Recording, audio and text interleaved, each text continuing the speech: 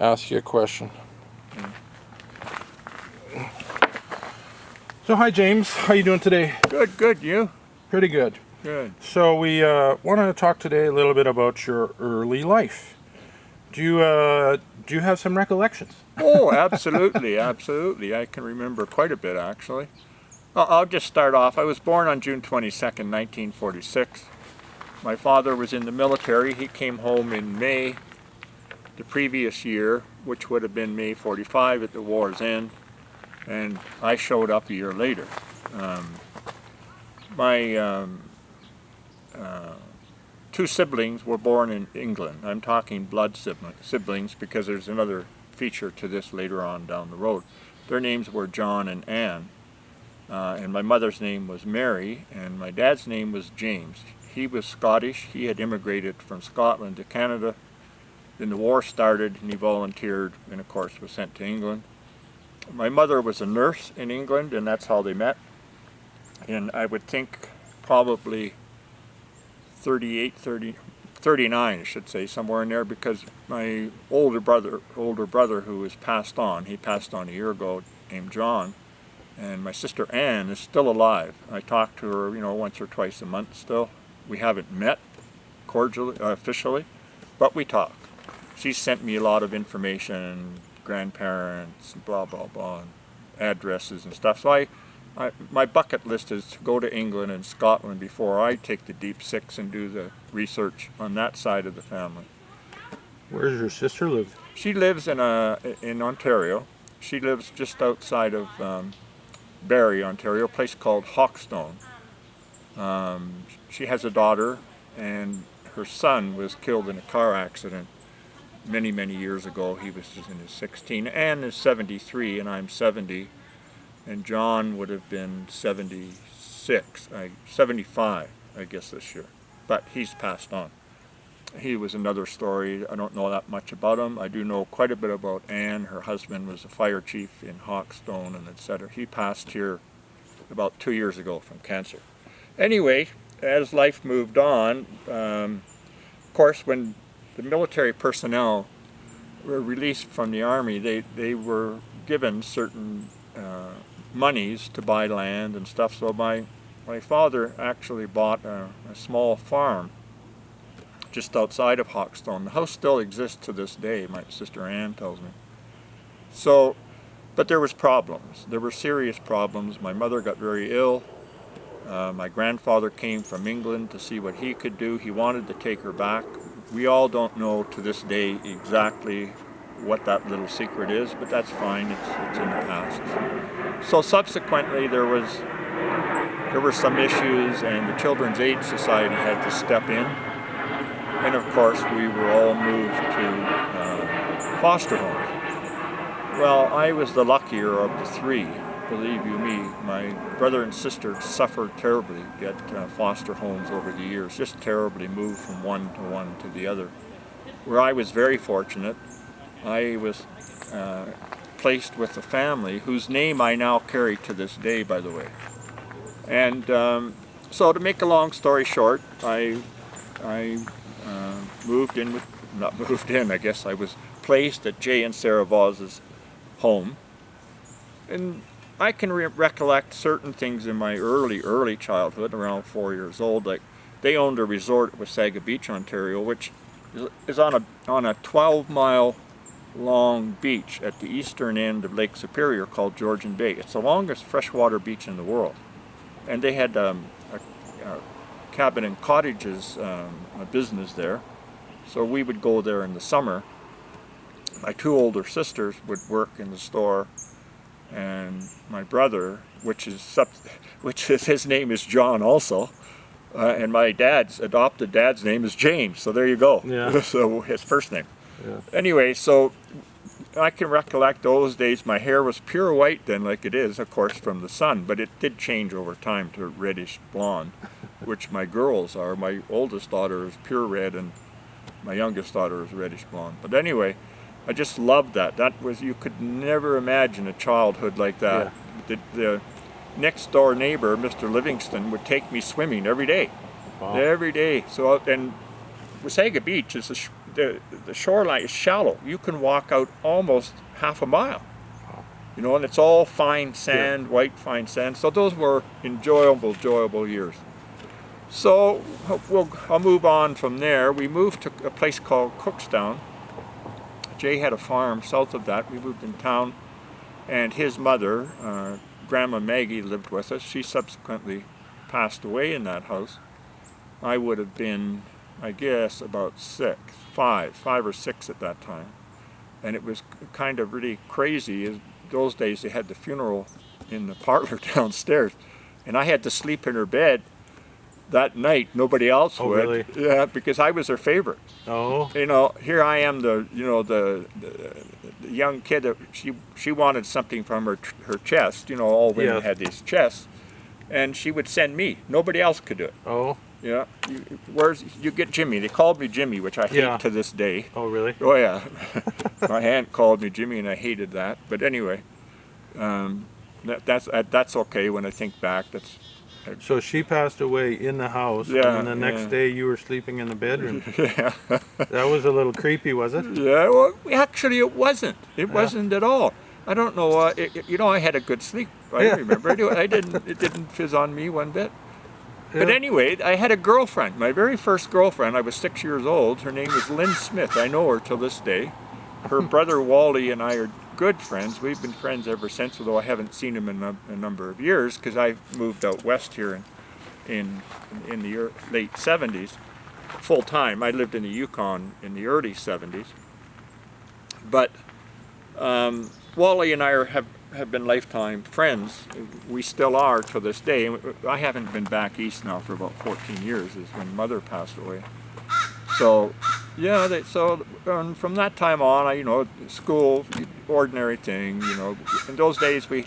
Do you remember your school that you went to? Oh, and yeah. Some of the Yeah, teachers yeah. in elementary school? Yeah, well, I do, not in elementary school do I remember too many of the teachers, but in high school I definitely do. Yeah? Oh yeah, there's some of them real characters. What were some of the standouts? Oh, well, my agriculture teacher, he was a real character, Mr. Sinnott. We used to torment the hell out of him. He'd have all these plants lined along the ledge of the room. We'd tie the blind cords around it, whack, and up they go, and he'd say, "You little bastards." Then I had a French teacher called Mademoiselle Smith. Really? Oh, named Mademoiselle Smith. And she was a character too. I was terrible. My first term in French, I think I got 18 out of 100. And then the following two, I got almost 100 because she kind of got under my skin, shall we say, and straightened my act out or what. And then my homeroom teacher, the little short, fat lady, I can't remember her name. I will remember it eventually, but I just can't at this particular moment. She was just a sweetheart. She was just an absolute sweetheart. She was one of the nicest people I think I recall ever in school. In elementary school, I do remember Mr. Law was principal, and we had a pretty good hockey team. Yeah. And I played hockey for most of my young life and teenage life, up to the level of junior, but then I got hurt and that ended that. But anyway, his name was Win Law. He was a real disciplinarian, this guy. If you got out of line, we had a 2-story school, elementary school called Prince of Wales, and you got the strap every step. Did you get the strap anytime? A couple of times. Do you remember what you did? Yeah, Come on. we were throwing pieces of eraser at him. So you got the strap for that? Up the stairs and down the stairs. Your hands were just beat red. And when we got home, we got it worse. Really? I'd get sent to we had a great big pantry in our house. We had a big, huge home. We had a 3-story brick home. And we get the pantry treatment. Well, Sarah did all the disciplining. Jay was a very quiet person. He hardly said 5 words. Yeah. All the years that we were together, I don't recall having a conversation with him longer than 60 seconds. Really? Yeah, he was just that kind of He individual. never really talked directly to you, or? Well, he would on certain situations. Like when we bought a car together in 1964, Plymouth Fury, which I subsequently buggered up. But he was his family. He was the only child in his family, and his father was very wealthy. And Sarah came from a family of 13. Her father had married twice. she was from the first marriage, and her brother, some of her brothers were from the second marriage, and they were, you know, that was, she was a family of 13. The whole world revolved around her. Yeah. I remember he had a Buick. He'd just bought Buick Cutlass, Yeah.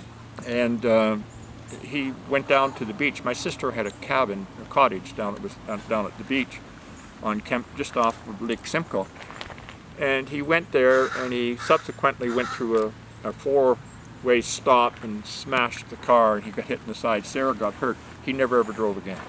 Really? How old was he then when that happened? He would have been early 60s. He died Yeah. he died about 4 years after that. Yeah. He had a massive stroke and a cerebral hemorrhage and died. Yeah. But, you know, those were little incidences that happened in my childhood. You know, the Smith family, they owned a lumber yard in Cookstown. I went to elementary school. I started Jay bought a store in a place called Craighurst, Ontario, general store. We lived there for when I was in grade 1, maybe grade 2 and 3. Just above the store kind of thing? Oh, or, yeah. or beside it? Well, actually, I'm wrong. No. We still lived in the house, but he had bought a house in Barrie. So if I recall correctly, now I may be wrong because I'm trying to put them in form. It's been so long ago. But I went to start it. Yeah, we would have lived up above. Yeah, we would have. Yeah. The other part come later. But my oldest sister, Mark, she met her future husband there. Oh, really? Jack. He passed away about 2 years ago. She was working in the store? And... Yeah, well, the girls always helped. You know, they were much, you know, they're not much older than me, but they are a few years older than me. Marie's about 6 years older than me. Then John is 3 years older than me, and my brother Jamie, he would be 5 or 6 years younger than me, 5 years maybe, and then Marg is 80, I think now, or 81. Yeah. Anyway, so today, you know, so the elementary school. Oh, I have one story to tell you at the elementary school there, Craighurst. My sister Marie was big in sports, you know, long jump and all that kind of thing. But my brother John was a little bit of a shit disturber, you know, so he would get into trouble all the time. So he got in trouble with a couple of these guys, and they put a licking on him. And my sister Marie went and put a licking on them. Oh, really? 2 boys kicked the shit right out of them. Is that right? Yeah, absolutely. It's the truth. Wow. So we moved into Barrie after that. We lived 2 places in Barrie. We lived down on Sanford Street, where I had a great time. There was a guy down the street named Ab Bowen. He would build a rink in the wintertime. He played professional hockey for the Boston Bruins in 1945. Really? In 1 year. He had originally played for the Barrie Flyers. The Barrie Flyers produced an awful lot of pro hockey players. Jerry Topazzini, oh God, there goes on and on, a whole bunch of them. I can't remember their names now, but they all played for Boston too as well. Barrie was the farm team for Boston when there was only 6 professional teams. Wow. Yeah. So anyway, to make a long story short, Ab would do this rink for us all. We would go down there and play. He had terrible wrist shot. I'm telling you, had one of the hardest wrist shot I ever seen. Yeah. I think Gordie Howe and him would have been pretty equal because Gordie Howe never used a slap shot. He always used a wrist shot. Yeah. Mostly. I think he did do some slap shots, but predominantly he was a wrist shooter. Ab's shot was so hard, you know. He fired one, and guess where it got me? Right between the legs. Oh, really? I was down for the count. I got. Oh. Were you wearing a cup at the time? No, because we were just playing in his backyard. No kidding. Yeah, he had, and he always gave everybody a nickname. He used to call me Horns because my hair would stick out, and he called me Horns. Then he had 2 sons, Greg and, oh God, I can't remember the other one's names, but he had names for everybody. Yeah, nicknames. There was Jim Burke, he lived down the hall. Jimmy played hockey with us. Ronnie Wingrove, we all played hockey together in school. We won the city championship. We were never beaten once. And was this a high school team or a community team? High school. Yes. When we all played on Jimmy Burke, Ronnie Wingrove, myself, Alan Shepard, Clayton Perry, Wayne Latour, some of the few, but some of them went on quite farther in hockey. Claire Shepard was a hell of a goaltender. How far did you go in hockey? To junior. Yeah. Junior A, but I only played 3 games. Then I Okay. got seriously hurt, and that was the end of it. What happened there? Well, I cracked my leg, and in those days, you know, it wasn't like today. And I actually walked on it for a while, and then it really did some serious damage to the ligaments and stuff. In your knee? Yeah. So Oh, that in those days they didn't have knee surgery like they have today. Yeah. So I basically was done. And I moved on to other things in my life. But to give you a short synopsis on that, I still have pictures of the school team and but our school team was really good. We had 9 all-star players on it. You know, so I mean, our last game we beat St. Mary's 17-0. I mean, really, we never had a goal scored against it. Is that but right? we had 9 all-stars, city all-stars. Yeah. We had a AA midget team, and we played, you know, Aurelia and places, Penetang and stuff like that. Oh, I got to tell you this story. We had a guy played with us, Jimmy Corgle. Jimmy and I played defense together. Jimmy was about 6'5". Really? It's, you know, I'm talking, we were 14, 15, 16 in there, that age group. But we played up in Penetang one time, and it was natural ice. It was in the arena, but it was natural ice. Well, there's a crack in the ice, quite substantial. Well, Jimmy got his skate caught in this crack, and down he went. You'd swear to God the whole damn building was going to shake. He subsequently ended up playing for the Toronto Argonauts, tight end, professional football. He went to Ohio State from high school. He went down there on a scholarship and subsequently came back and played for the Argonauts. Did he injure himself in that crack, or what do you mean when he went down? Well, no, it's just the noise. Just the noise. It didn't. He just caught it and it knocked him off stride. Oh. And then down he went. And, you know, he twisted his ankle, but it was fine. You know, a few days later, about a week or 2 weeks later. But it's just simply the noise. He was a huge man. Huge man. Well, what kind of a hockey player were you? A fighter? No. I was more skill level. I played defense. I fought. We all fought. But not very often, you know, but I could really get under some people's skin too, because I was very fortunate. I played my regular role, and of course I played on the power play. I would move up on the wing because I was tenacious, you know. Yeah. You go into the corner, we're going in the corner. You know, I wanted the puck. Yeah. That's the reason I was on the power play. Do you remember your best goal ever? Oh yes, I remember that. I actually, Rocket Richard was in Barrie at the arena. It was Rocket Richard at the arena in Barrie, and we were playing an all-star game against another town, and I played defense, and I scored 3 goals. Really? Yeah, I was a pretty good goal scorer. I actually had a really good wrist shot. I used a slap shot, but I just for some reason couldn't get the speed on it that some other guys could. But I had a wicked wrist shot. I mean, I scored 2 of them. I came right in. There was a whole alley going right up to the goaltender, and I nailed it right in the top of the net from here to that tree away. Is that right?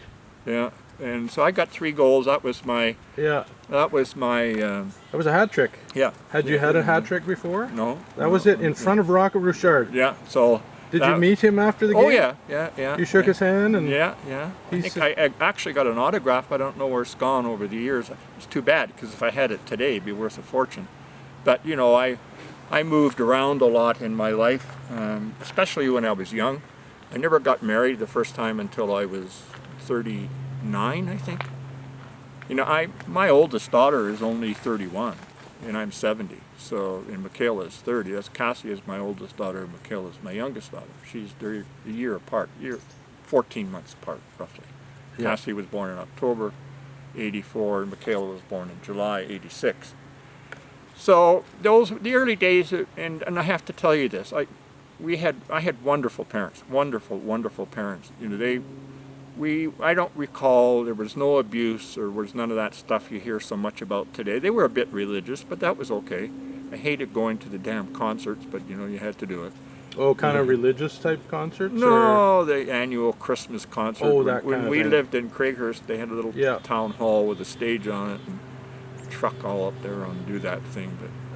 But they didn't push it on us. Yeah. They didn't push it on us. They were Presbyterians. And you know how they can be. Presbyterian Dutch?